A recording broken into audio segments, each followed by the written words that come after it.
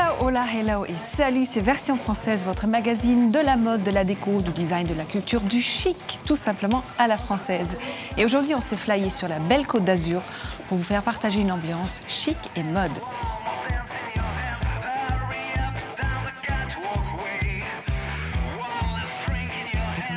Invité très spécial aujourd'hui dans Version Française, portrait de l'énigmatique Raf Simons lors de son défilé Dior Croisière. Repérage dans une ville où il fait bon vivre et ses adresses lifestyle, c'est Biarritz. Un focus qui vous mettra l'eau à la bouche avec le chocolatier Jacques Genin et ses fameuses douceurs cacaotées. On termine avec des objets qu'on veut tous dans sa maison. C'est l'artiste Marion Gros qui façonne avec amour des pièces poétiques. Mais tout de suite, ces points de vue, un regard affûté sur les nouveautés stylées de la semaine. Chic, Version Française, c'est maintenant.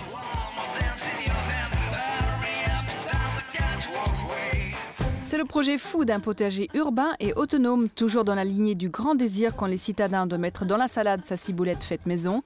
Urban Potager propose plus avec un potager intelligemment connecté, automatisé et indépendant.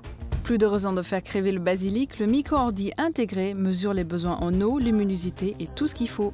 La Fondation Magde est un ensemble architectural dans le sud de la France, entièrement conçu pour présenter l'art moderne et contemporain sous toutes ses formes. On y découvre entre les pins des œuvres intégrées aux bâtiments et aux jardins, la cour Giacometti ou le labyrinthe Miro, un véritable musée dans la nature conçu par les artistes pour les artistes, remarquable.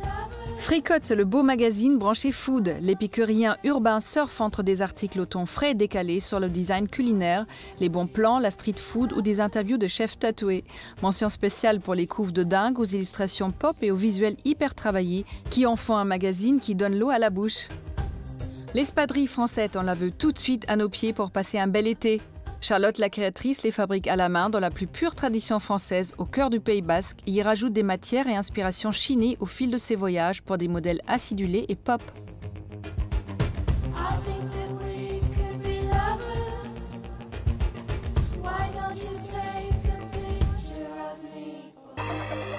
C'est dans l'incroyable Palais Bulle que Dior nous a catapultés pour sa dernière collection croisière. Nous et aussi Marion Cotillard, un parterre de joyeuses mannequins et de people venus des quatre coins de la planète. Entre Dakota Fanning et la vue de dingue, on ne savait plus trop où donner de la tête. Mais nous, on était surtout là pour rencontrer l'énigmatique créateur de la maison, Raf Simons. Il était très occupé à faire des bisous câlins à Marion Cotillard, ça a été un peu dur de le rencontrer, mais promis, ça se finit bien. Le Palais Bulle, c'est un vaisseau, la maison aux allures extraterrestres qu'a fait construire Pierre Cardin dans les années 80, et le lieu qu'a choisi Dior et son directeur artistique Raf Simons pour faire défiler la collection croisière. En coulisses, on prépare le make-up et la coiffure dans une ambiance à la cool. Les mannequins froncent les sourcils et font la moue. Et nous, pendant ce temps-là, on n'a toujours pas vu Raf Simons, on va donc aller poser nos questions à Ciné Toledano. Alors, monsieur Toledano, il est comment, Raf Simons? Écoutez, je pense que ça fait pratiquement 3 ans maintenant qu'on travaille ensemble. Beaucoup de collections, puisqu'il y a eu les collections de couture, les collections de prêt-à-porter, et toute une histoire qu'il est en train d'écrire, qu'il a commencé avec ce premier défilé de juillet 2012 de haute couture, où il a trouvé tout de suite une façon d'écrire. Donc il a pris des mots, il a écrit de nouvelles phrases. Et avec un sens de la... Il a, je pense, comme Monsieur Dior, ce sens de l'architecture, du détail, de la couleur, et avec sa vision d'aujourd'hui, d'une grande modernité, d'une grande générosité aussi. Il a également, même sur le caractère, des points communs de simplicité, mais avec une audace incroyable au niveau de ce que vous verrez d'ailleurs dans le défilé. Beaucoup d'audace, aucune limite sur les jeux de matière, sur l'architecture elle-même, des choses inattendues. La maison Dior nourrit l'énigme du créateur ultra discret. Mais pourquoi tant de mystère? Je ne pense pas qu'il soit... Enfin, moi, je ne le qualifierais pas de mystérieux. C'est un garçon qui est très intense intérieurement, très réfléchi, mais très en contact avec un rapport direct. Nous, on est en dialogue permanent. Et je veux dire, bien sûr, on parle des problèmes de la société, des problèmes personnels, il est extrêmement bienveillant. Donc il ne se construit pas un personnage, il est Raph, il a cette force intérieure, cette vision de la matière, cette créativité étonnante. Et puis Alléluia, c'est arrivé, c'était les 3 minutes 30 où l'on avait le droit de parler créativité étonnante avec Raph Simons. Je pense que ce qu'il est important de dire, c'est que nous avons eu la possibilité de défiler dans cette maison qui est celle de Pierre Cardin. Je trouve que c'est une architecture fascinante qui trouve sa place dans le sud de la France, dans un cadre huppé.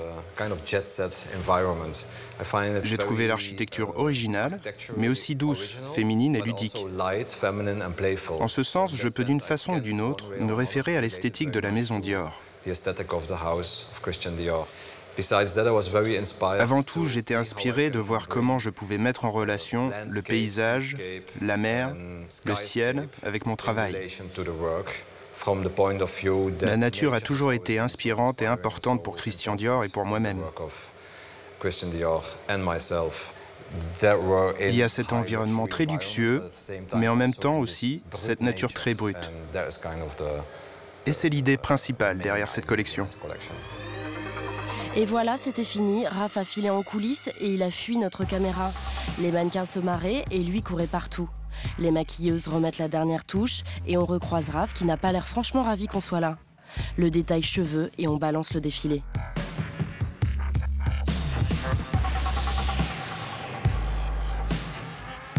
Les mecs de la sécu regardent les mannequins passer, vaguement intéressés. Dans les défilés, c'est un peu comme à l'école. Il y a les élèves sages et les dissipés. Comme lui, il est là et il montre du doigt les vêtements. Il lève les sourcils, il papote avec sa voisine. Une robe blanche lui inspire un croquis. Il prend en photo, mais n'a pas l'air de valider. Il se tord le cou pour un selfie chelou.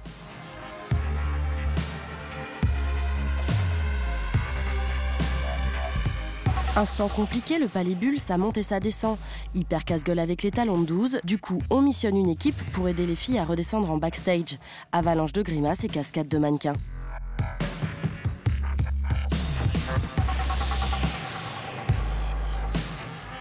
Raph Simons sort saluer ses invités, sous le charme. C'est assez extraordinaire. Magnifique. Vraiment très beau. C'est de l'art.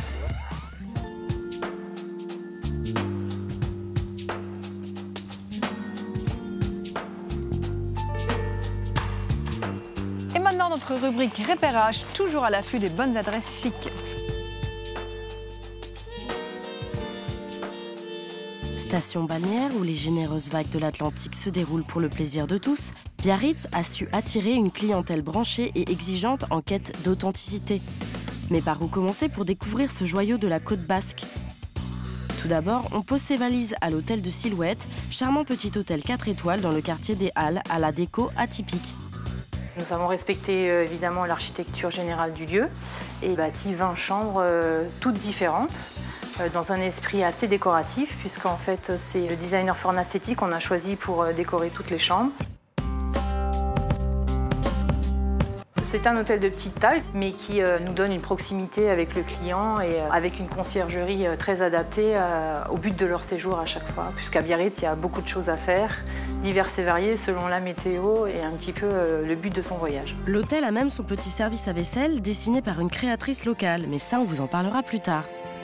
En tout bien tout honneur, commençons la balade par l'ancienne résidence estivale de l'impératrice Eugénie, qui domine la grande plage de Biarritz. L'hôtel du Palais est un luxueux palace qui se fréquente aussi pour la qualité de sa cuisine étoilée, qui est l'œuvre du chef Jean-Marie Gauthier.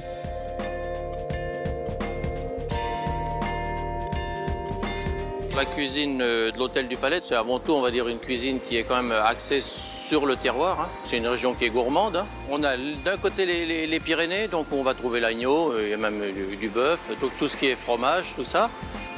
Les Landes, où on a donc tout ce qui, qui tourne autour du canard, les foie gras, les magrets, les confits.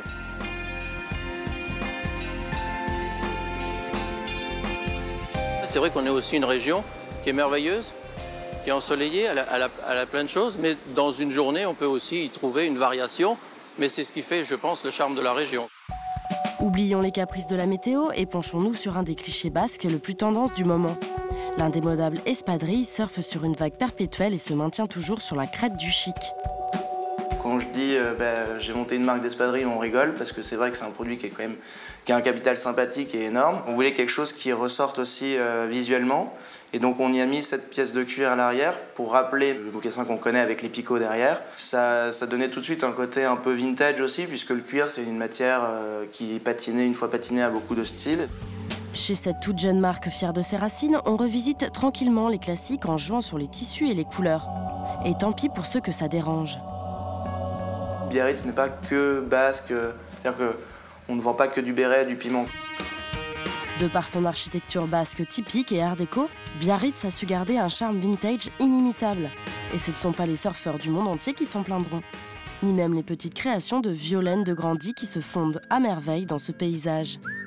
J'ai créé un petit univers que j'ai appelé les boboseries, parce que c'est vrai que c'est des produits très bobos, avec un peu d'humour aussi, donc j'ai rajouté les œilleries après. J'ai toujours aimé trafiquer, jouer avec les matières. J'ai une formation de styliste au départ. J'utilise des matières assez brutes comme ça. Et puis ensuite, je vais les associer avec du Liberty. Et puis de la dentelle, du tulle. Après, je vais utiliser des petites fleurs, des oiseaux, des papillons. Touche à tout et exigeante, Violaine crée tout le futile décoratif dont nous avons besoin sans le savoir. J'ai rien d'utile. Et en fait, c'est ça que j'aime, c'est donner de l'inutile aux gens et leur suggérer juste un petit sourire dans un coin de maison. C'est souvent les petits oiseaux qui sont là cachés et qui font un petit signe.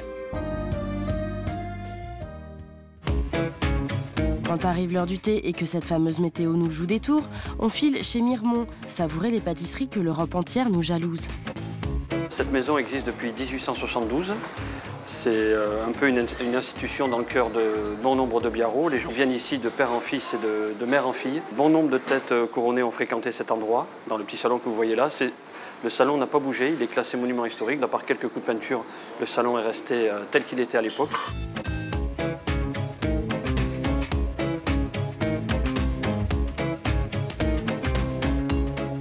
Même par mauvais temps, c'est quand même un instant et un moment fabuleux de boire un thé devant cette baie et cette plage. Direction maintenant l'atelier de notre fameuse créatrice d'assiettes qui avait signé une série limitée pour l'hôtel de Silhouette. Vous vous rappelez ? L'idée, c'était de réinterpréter un peu les arts de la table avec des dessins simples, parce que vraiment, c'est pas de la grande illustration, mais ça raconte des histoires. Je voulais sortir de ces raies basques qu'on voit partout, de la croix basque qu'on trouve. C'était juste proposer une alternative un peu plus poétique et bucolique. Elle décline ses illustrations anticonformistes sur les thèmes du voyage, du shopping et tiens, du surf. Et comme elle trouve en plus le temps d'animer le blog Les filles en espadrille, elle doit forcément avoir un bon plan pour nous. Il y a plein de bons plans à Biarritz. Il y a aussi beaucoup de créateurs et de créatrices. Devant les halles de Biarritz, par exemple, le week-end, on trouve de très jolis bijoux, vraiment des petites choses très sympas. Alors là, on se rend immédiatement sur place pour vérifier. Mais vu que nous arrivons trop tard pour le marché, il ne reste plus qu'à déguster les tapas du Bargeant au comptoir.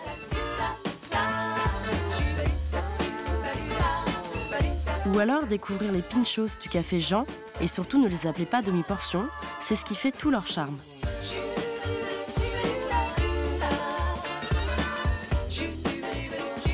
C'est une ville qui est sympa tout au long de l'année. Et il ne faut pas y aller en disant « je veux aller bronzer à Biarritz ». Il faut y aller en disant « je veux prendre l'air, voir des choses nouvelles, redécouvrir, je ne sais pas, des choses intemporelles comme le musée de la mer, voir les nouveaux aquariums et leurs nouveaux poissons ». C'est des vraies jolies promenades, quoi. Entre terre et océan, Biarritz fait partie de ces villes de la côte, riches d'une identité forte. Elle régale celles et ceux qui n'ont pas peur de se lancer dans le bain et de profiter de ses atouts. Venez et vous verrez, vous ne serez pas près de les lâcher, les Basques.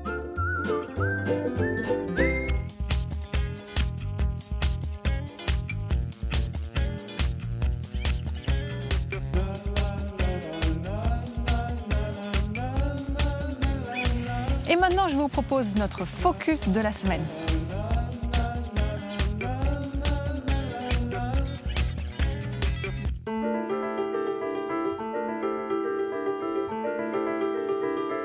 Une forme graphique, clairsemée de petites touches de couleur et surtout beaucoup de cacao.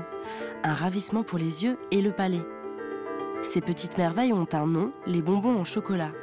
Ceux-là sont signés Jacques Genin, le génie de la chocolaterie. Il nous reçoit aujourd'hui dans sa boutique du Marais et nous livre tous les secrets de ses bonbons. Alors la constitution de ces chocolats, avant tout, ce sont principalement soit des ganaches, soit des pralinés. Si c'est un praliné, c'est un mélange de fruits que l'on caramélise, que l'on grille, que l'on caramélise pour obtenir un praliné. Si c'est une ganache, c'est un mélange de crème et de couverture, de différentes sortes de couvertures mélangées. Quand on parle de couverture, on veut dire de tablettes de chocolat. N'oublions pas qu'avant tout, c'est une gourmandise et rien d'autre. Et ces gourmandises de bonbons au chocolat, Jacques Genin en réalise plus de 50 différents, avec des accords toujours exquis. Petit tour d'horizon.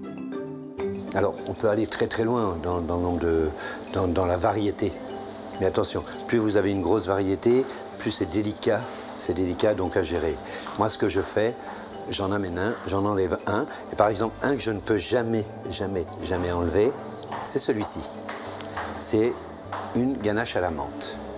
Et quand vous croquez sur cette ganache, vous avez l'impression d'avoir une feuille de menthe entière dans la bouche. Et vous croquez vraiment dans la feuille de menthe.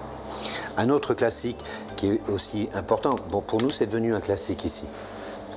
Mais un autre classique, c'est par exemple une ganache nature. La ganache nature, c'est un vrai point de repère, un vrai point de démarrage pour effectivement aller dans une dégustation de bonbons de chocolat. Vous en avez d'autres. Vous avez d'autres, par exemple, comme la vanille, qui est une vanille de Madagascar. Une vanille de Madagascar, où là, vous êtes sur des notes boisées, vous êtes sur des notes de caramel, vous êtes sur des notes de café. Vous voyez, tout ça, ça rappelle aussi un peu le fait que la vanille soit bien grasse. Ça, c'est très important. Une, par exemple, dont je suis assez fier aussi, c'est le thé. Le thé qui est appelé tais-toi. Alors, c'est assez magique. Pourquoi? Parce que là, vous êtes sur des thés avec de très très petites cultures, puisque c'est quelques arbres, c'est tout. En fait, des arbres sauvages. Et là, vous êtes sur des poueurs. Sur le poueur, vous êtes sur des notes de sous-bois, vous êtes sur le champignon, vous êtes sur la mousse, vous êtes un peu sur l'automne. Jacques Genin ose des associations pour le moins étonnantes, et pourtant, le roi du chocolat est un autodidacte. Le fait d'être autodidacte, ça m'a donné une plus grande liberté, une plus grande ouverture, et surtout, je n'ai pas été formaté. Et le fait de ne pas être formaté, voilà, vous êtes un oiseau sauvage. Un oiseau sauvage, mais surtout un véritable bosseur qui travaille aujourd'hui 7 jours sur 7. Il aura été restaurateur, chef pâtissier à la Maison du Chocolat avant de devenir, comme il s'autoproclame, un fondeur de chocolat. Mon métier aujourd'hui, ce n'est pas être chocolatier, je ne fabrique pas ma couverture. En fait, moi, j'utilise des couvertures que je fais fabriquer et que je refonds pour justement créer des confiseries. Je suis avant tout un fondeur en chocolat. Les bonbons sont fabriqués à la main par une équipe d'une vingtaine de personnes dans son laboratoire du goût situé juste au-dessus de la boutique. On a d'abord la préparation de la ganache, qui est un mélange de crème fraîche et de couverture. Une fois ce mélange obtenu, une fois cette émulsion obtenue, on va la laisser refroidir pour la couler sur un marbre de manière à ce qu'elle fige sur quelques heures. Une fois qu'elle a figé, cette ganache va être découpée, donc à la guitare, et ensuite va être enrobée. Ce processus de fabrication dure entre 2 et 3 jours en fonction des variétés de bonbons. Et la recette semble gagnante, car la boutique ne désemplit pas. Qu'est-ce qui pourrait distinguer mon produit, qui soit différent de celui des autres? Sa fraîcheur. En fait, je travaille le chocolat comme je cuisinais, de la même manière. Donc, c'est un produit frais, c'est pas un produit de longue conservation. Je donne que 10 jours, entre 10 à 15 jours, même pas pour le déguster. Dans aucune de ces fabrications, vous aurez une essence telle qu'elle soit, ce qui fait que vous êtes que sur des produits qui sont très très volatiles, qui disparaissent très très vite, donc à consommer rapidement. Je peux encore manger des chocolats, j'en mange très peu, j'en mange que 600 grammes par jour. Eh bien nous, le régime Jacques Genin, on le suit.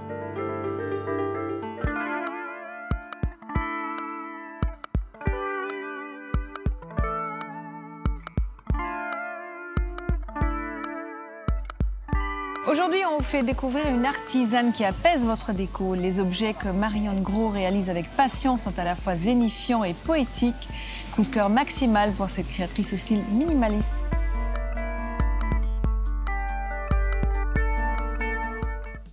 Voici une jeune créatrice pleine de talent qui s'est lancée depuis 3 ans dans l'aventure de la céramique. Marion Gros fabrique intégralement à la main des pièces sur mesure pour des particuliers et crée la vaisselle de prestigieux restaurants français. Elle signe même toute une collection pour le très chic magasin Le Bon Marché.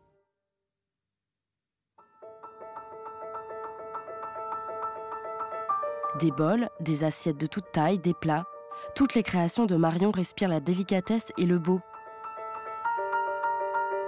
Son univers est toujours là, singulier. Inspiration végétale, lignes épurées, matière brute et couleurs minérales. On a été fasciné, hypnotisé par la magie de voir naître sous les mains de cette jeune créatrice ces petites œuvres d'art.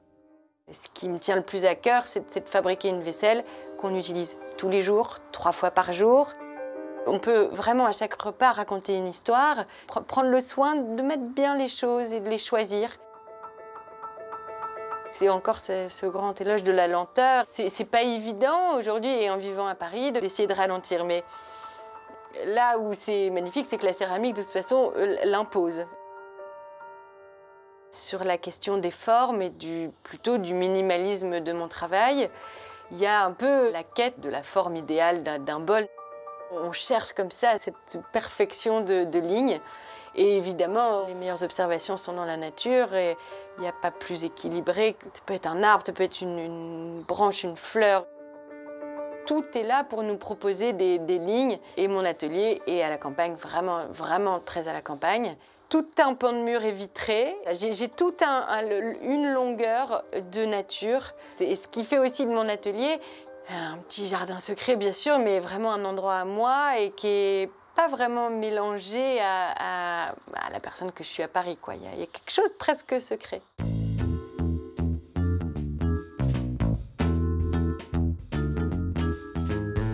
Je suis très inspirée par dans les anciennes cuisines, que ce soit les bocaux. À l'époque où la céramique était et que artisanale et très utilitaire pour conserver, pour verser, la fonction avait beaucoup plus de sens qu'aujourd'hui. Le pichet à lait est pour moi vraiment l'objet le plus réussi dans sa proportion, dans son volume.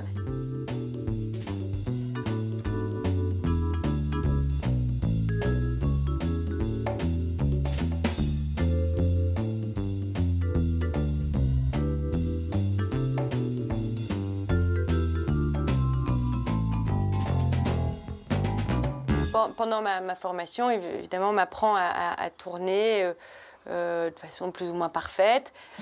Moi, je me suis un petit peu défait de ça. Je laisse une place plus souple à l'accident qui peut arriver et une petite liberté de l'objet. Et qu'au moment où je vais prendre ma pièce pour le poser sur la planche, s'il y a la trace de mes mains, ça ne me dérange pas. S'il y a au séchage un peu trop rapide, un léger voilage, il me semble que ça fait partie du caractère de la pièce et que au contraire, je trouve que c'est précieux et j'y touche pas. Je laisse ça possible. Dernièrement, j'ai eu une commande pour un grand restaurant à Reims par Arnaud Lallemand. Et là, ça a été un travail vraiment très intéressant puisque dans les codes d'un restaurant 3 étoiles, il y a des contraintes d'art de la table qu'il a osé un petit peu bousculer. On a réfléchi pour changer cette fameuse assiette de présentation et jusqu'à arriver à déconstruire complètement l'assiette. Et c'est une tuile, quelque chose de très végétal, dans un joli beige avec un petit peu de nacre. En ce moment, je travaille sur une grosse commande pour le magasin parisien Le Bon Marché. Donc là, on est vraiment sur une vitrine de mon travail qui permet aussi d'être vue par une clientèle à laquelle je n'ai pas forcément moi accès directement.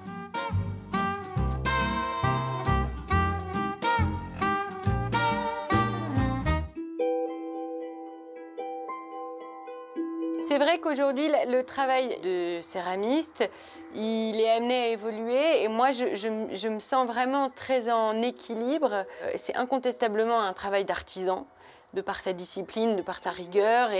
Mais je me sens aussi très dans la proposition d'un travail de créateur. Cette idée d'être dans chacune des pièces que je vends me touche. Évidemment, c'est quelque chose auquel je tiens et que je trouve assez émouvant. Rien d'étonnant à ce que Marion Gros ait sa place au bon marché. Cette jeune créatrice apporte une identité et une fraîcheur à chacune de ses pièces. Les inspirations naturelles viennent zénifier l'habillage de vos tables et donnent au savoir-faire de céramiste une touche très contemporaine.